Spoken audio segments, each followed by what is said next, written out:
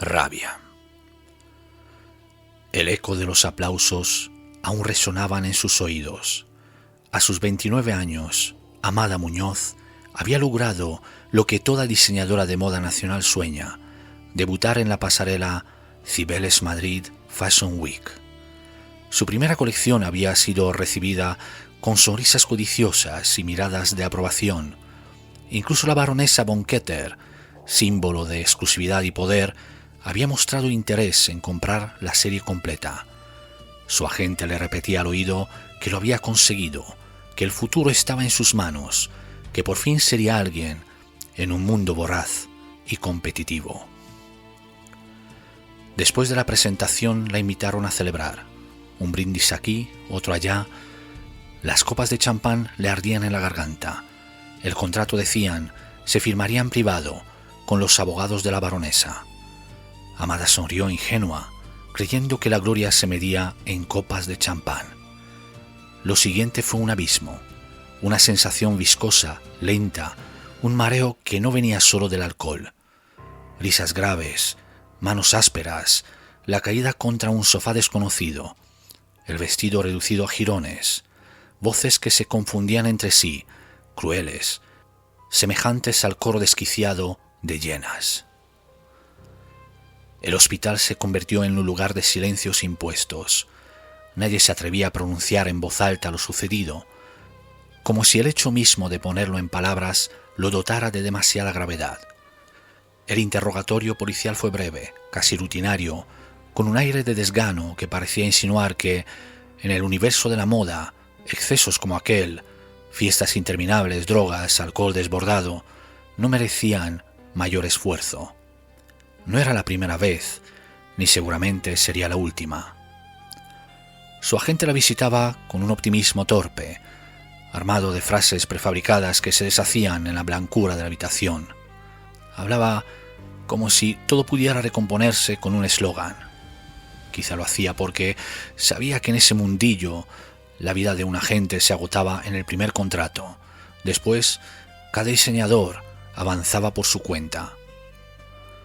Luego llegó el juicio, pero terminó convertirse en un espectáculo. Los acusados quedaron impunes. El tribunal repitió que ella los había acompañado voluntariamente, que nadie la había forzado. Los testigos hablaron de sonrisas, de copas compartidas, de gestos que interpretaron como coqueteos. Dijeron haberla visto disfrutar, seducir, como si la violencia pudiera borrarse con un malentendido. Tampoco habían encontrado restos de droga en su sangre. La palabra consentimiento se repitió tantas veces que perdió sentido hasta volverse un arma contra ella. Y al final Amada no solo quedó rota, quedó borrada. Amada no tenía familia. Había aprendido muy pronto a caminar sola, con pasos inseguros primero, luego con la firmeza que solo da la costumbre de no esperar a nadie.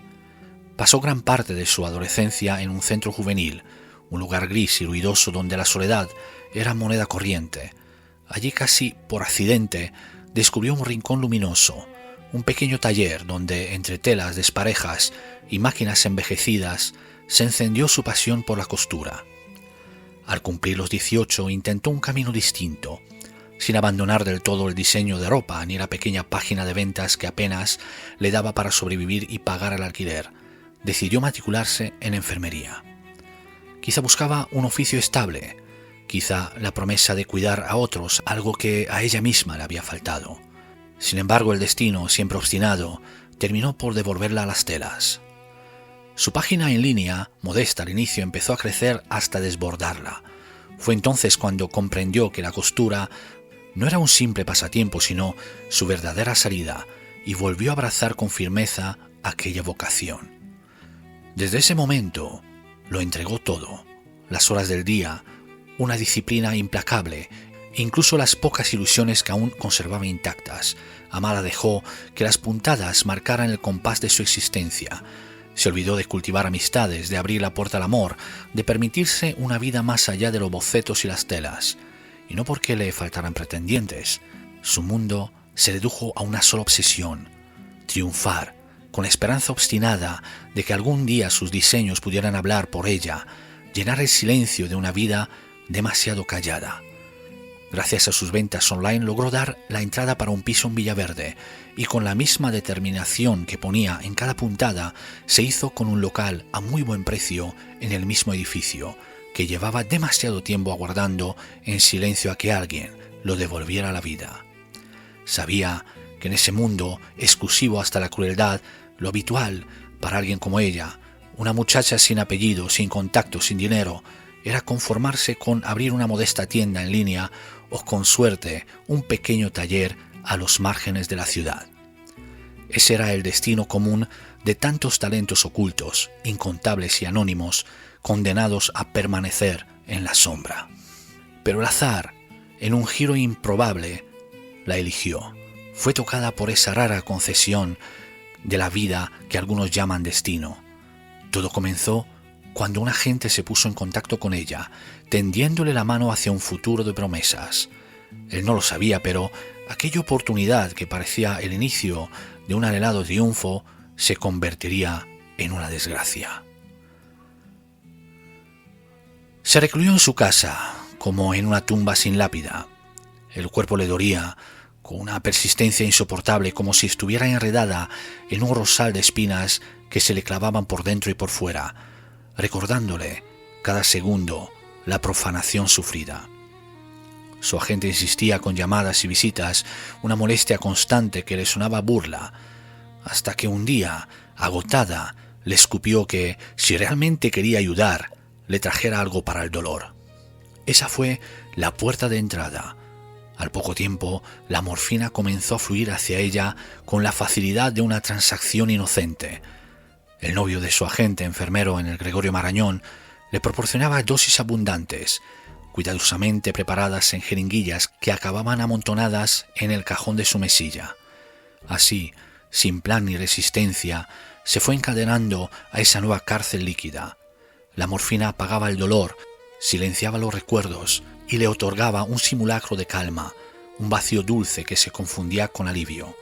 Su agente, convertido sin querer en camello, se aferraba a la esperanza de que algún día Amada renaciera de entre las sombras y triunfara en las pasarelas. Los meses se arrastraron como una condena, y ella seguía prisionera de sí misma, anclada a lo único que aún retenía su atención, incapaz de reunir la fuerza necesaria para cerrar aquel capítulo. Un día, entre una dosis y otra de morfina, en un fugaz destello de lucidez, su agente consiguió arrancarla de la penumbra y persuadirla de bajar al taller. Confiaba, casi con desesperación, en que el contacto con las telas pudiera despertar en Amada el fuego de la costura que aquella noche maldita le había sido arrebatado de la manera más despiadada. Cuando abrió la puerta de su taller, lo hizo con desgana. Encontró sus telas apagadas, inertes, como si la seda y el terciopelo hubieran perdido el brillo. Los maniquíes parecían cadáveres erguidos, desnudos bajo la luz opaca, los alfileres simple agujas oxidadas sin destino. Amada se movía entre ellos como un espectro, incapaz de imaginar un patrón. El vacío la devoraba, y en cada espejo solo veía un reflejo hueco, despojado de brillo. Mientras deambulaba por su taller, un nuevo sentimiento comenzó a deslizarse en su interior. Al principio apenas un frío imperceptible que le ascendía desde los pies y se le instalaba, paciente, en cada arteria hasta colonizarle la cabeza. No era solo una sensación, era como si un veneno se hubiera mezclado con su sangre, entumeciéndole el cuerpo y apagando cualquier rastro de calor humano. La culpa, la vulnerabilidad, esas emociones que la habían mantenido quebrada, se desmoronaban como un muro corroído desde dentro. En su lugar empezaba a germinar algo más oscuro, una determinación turbia, enfermiza, la rabia. No un estallido pasajero, sino una presencia silenciosa y obstinada que comenzaba a ocupar cada rincón de su mente con la lógica helada de un depredador que espera el momento justo para atacar. Su agente tenía razón. A ella no la iban a parar. Ella había nacido para triunfar. se despidió de su agente con una promesa apenas susurrada, asegurándole que pronto sabría de ella, y se adentró en la noche como si la oscuridad misma la reclamara. Se dejó arrastrar por las luces mortecinas de un pub cualquiera. La música grave, el roce de las copas contra la barra, todo era un refugio para escapar de sí misma. Aceptó la compañía de un desconocido de mediana edad, que la envolvió con palabras blandas y sonrisas de cristal. Le arrastró hasta su casa sin pensar, con la certeza de quien ya no tiene nada que perder, pero en lugar de subir a su piso, se dirigió directamente al taller. Desde que su página de ventas en línea había explotado de manera inesperada, había instalado allí una cama improvisada, convirtiendo ese espacio en su segundo hogar. Desató su rabia entre las sábanas, transformando cada gesto en una batalla contra sí misma.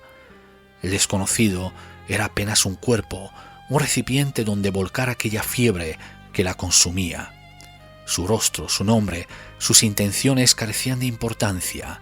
No buscaba ternura ni complicidad, solo la violencia muda del contacto, un modo enfermizo de arrancarse de dentro el veneno que la corroía. Una y otra vez buscó en el vértigo del deseo un alivio que nunca llegaba del todo, hasta que, finalmente, el clímax la arrastró como un naufragio, dejándola exhausta, rota, apenas sostenida por la respiración agitada y el sudor frío sobre la piel. Se dejó caer al lado del desconocido, con la mirada perdida en la penumbra del techo, sintiendo aún el retumbar de la sangre en las sienes. Él la observaba confundido, entre desconcierto y satisfacción, como quien ha sido testigo de algo que no alcanza a comprender. Ella, en cambio, ya no pensaba en nada. Cerró los ojos sin despedirse, sin una palabra, entregándose a un sueño espeso, como si aquel fuera el único refugio posible después de tanto desgarro. Al despertar, algo había cambiado. Una chispa la atravesaba como un relámpago, una inspiración abrasadora, violenta, imposible de sofocar. Amada descubrió en sus manos una urgencia nueva. No eran siluetas ni cortes lo que brotaba de su mente, sino bordados insólitos como veneno extendiéndose sobre la piel. Las telas parecían exigir arabescos, nunca antes soñados, filigranas, que rozaban lo imposible, y cada puntada imaginada llevaba la fuerza de una herida que se negaba a cerrarse. Se levantó despacio, con la ligereza de una sombra, y subió hasta su piso. En la penumbra del dormitorio abrió el cajón de la mesilla y dejó que sus manos encontraran un pequeño racimo de jeringuillas de morfina. Bajó de nuevo al taller. El hombre seguía dormido, entregado a un sueño profundo y vulnerable. Ella apartó 2 jeringuillas, guardó las restantes en el cajón inferior de la cama y, con la calma ceremoniosa de quien repite un gesto aprendido hasta la perfección, hundió la aguja en la piel del desconocido. Vació una y luego la segunda. La sustancia se deslizó en silencio, como un secreto oscuro, bajo la piel. No quería arriesgarse a que despertara, a que con una palabra o un movimiento torpe interrumpiera aquella efervescencia febril que la poseía. No quería que se apagara esa chispa de inspiración repentina, frágil, como una llama que amenaza con extinguirse al menor soplo, y sabía que cualquier distracción podía ser suficiente para borrarla. Necesitaba silencio y la certeza de que nada ni nadie interferiría en ese momento en que el dolor, rabia y obsesión se convertían en creación. Sus manos empezaron a trabajar sin descanso. El hilo corría, dócil entre sus dedos, más ligero que nunca. Cada puntada parecía abrir un universo secreto, como si la tela respirara bajo la aguja. En sus diseños se repetían un mismo tono, un rojo que no provenía de pigmentos ni de tintes, sino de un lugar más profundo, íntimo y visceral, imposible de reproducir.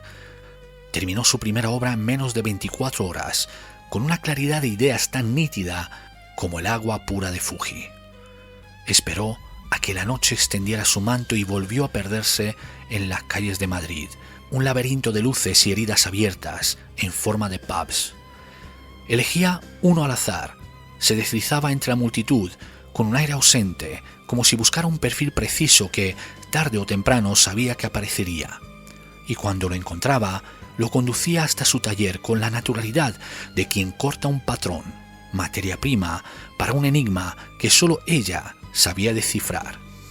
Repitió el mismo mantra no una, sino 16 veces, 16 noches seguidas, y las 16 veces regresó acompañada, como si la ciudad entera no pudiera negarle nunca el tributo oscuro que reclamaba. Cada encuentro era un asalto, una carrera contra el tiempo que se aceleraba dentro de ella. El orgasmo no esperaba, era una descarga eléctrica que la sacudía en cuanto él se quedaba desnudo frente a ella. No era el tacto de la piel ahora lo que la encendía, sino la imagen de sus propios dedos sobre hilos, creando formas imposibles, secretas, que nadie más podía descifrar. El orgasmo era tan brutal que la dejaba jadeando, con las piernas temblando. El desconocido de turno, de pie frente a ella, quedaba desconcertado, preguntándose si su trabajo había terminado antes de empezar. Pero ella no les daba tiempo de reaccionar. Una urgencia más poderosa que el deseo sexual la consumía, se abalanzaba tomando el control de la situación. Con su boca encontró un nuevo tipo de poder, una habilidad recién descubierta con su segundo ligue. Se arrodillaba ante su conquista y lo obligaba a rendirse. Su boca era una herramienta de precisión, su lengua y sus labios trabajaban con una cadencia que no le pertenecía a nadie más. Cuando finalmente eyaculaba, ella sentía una victoria privada, un triunfo que nada tenía que ver con él y todo que ver con ella. Él se desplomaba en la cama, exhausto, como si hubiera corrido una maratón. Sabía que a esa edad ellos querían la satisfacción y el descanso, y mientras se hundían en el sueño, ella se quedaba mirando fijamente a sus víctimas. El pene, exprimido y flácido, parecía la flor de un placer ajeno, marchita y sin vida. Luego le inyectaba la dosis para no molestar, se levantaba con la urgencia de quien tiene una cita impostergable y empezaba a trabajar con un frenesí cercano a la locura. Con manos ansiosas volvía la tijera, a la aguja, a los hilos, que daban vida a las formas imposibles. Ahora sí, con la mente limpia y el cuerpo saciado, podía dedicarse a su trabajo. Los hombres eran solo el preludio, la preparación para su verdadero éxtasis, el arte que esperaba su regreso. Los bordados de Amada eran un conjuro, un lenguaje cifrado, una venganza que empezaba a coserse con aguja de acero en la penumbra de su taller. Pasaron más de 2 semanas. El agente volvió a insistir. Ella sonrió, una curva perfecta en sus labios que no alcanzaba sus ojos. Su calma era absoluta, como si cada palabra ya estuviera escrita en su mente. Ya está casi terminada la colección. Dame una semana más. Pero recuerda, esta vez será bajo mis condiciones. Su voz era un susurro frío. Nada de pasarela, nada de desfile. Solo una exposición aquí, en mi taller. Es lo suficientemente grande. Mi colección debe verse de esta forma. No hay otra manera. Con la voz, apenas un murmullo añadió. Tú solo encárgate de que no me falte mi jarabe del dolor. Ah, y trae suero, mucho suero, y clorexidina alcohólica. Es para mis telas, para darles la textura que necesito. En la farmacia ya no me la quieren vender. Piensan que estoy loca. El agente aceptó sin dudar. Una excentricidad más, pensó. Los artistas necesitan sus rarezas. El taller de Amada se convirtió en un lugar secreto casi sagrado. Pasó la semana entera encerrada, cosiendo, bordando, perfeccionando y retocando cada diseño. Apenas respondía a llamadas y no veía a nadie. Las paredes se impregnaron de un olor metálico penetrante que no desaparecía. Amada ya no dormía, su cuerpo parecía alimentarse de esa obsesión. El día de la inauguración, El taller, oscuro y elegante, había sido preparado como un templo. 16 cortinas rojas colgaban del techo alto de la sala. El rumor corrió. La joven modista desaparecida regresaba con una colección revolucionaria, algo nunca visto. Prensa, aristócratas, críticos, famosos, fotógrafos, todos acudieron con expectación, deseosos de exclusividad, de ser los primeros en presenciar el renacer de un talento. Amada se deslizó hacia el centro de su taller, envuelta en un vestido blanco de seda que caía sobre ella como una cascada de hielo. Su rostro era una máscara de porcelana, serena, que no dejaba traslucir ni un gramo de emoción. «Bienvenidos a mi nueva colección», anunció, y su voz, dulce pero cortante, silenció el murmullo de la multitud. 16 piezas exclusivas. La he titulado Rabia. La palabra cruda y violenta sorprendió a todos. Los ojos de Amada escanearon los rostros expectantes y desconcertados hasta que se detuvieron en uno en particular. Una sonrisa, más un gesto de fría satisfacción que de alegría, se dibujó en sus labios. «Espero que sea de su agrado, baronesa von Keter», añadió. Las pesadas cortinas rojas cayeron al suelo con un suspiro sordo. La multitud, conmovida por la puesta en escena, estalló en aplausos. El sonido era unánime y entusiasta, un crescendo de aprobación que llenaba la sala. Pero, poco a poco, los aplausos se fueron apagando. Primero las palmadas individuales, luego hileras enteras de personas. Los rostros se quedaron petrificados en una mezcla de confusión y asombro. El silencio que se instaló fue absoluto, tan denso que la única cosa que se podía oír era el zumbido de la corriente estática en el ambiente. Delante de ellos, en el escenario, no había maniquíes de plástico ni modelos de tela. Había hombres, 16 hombres.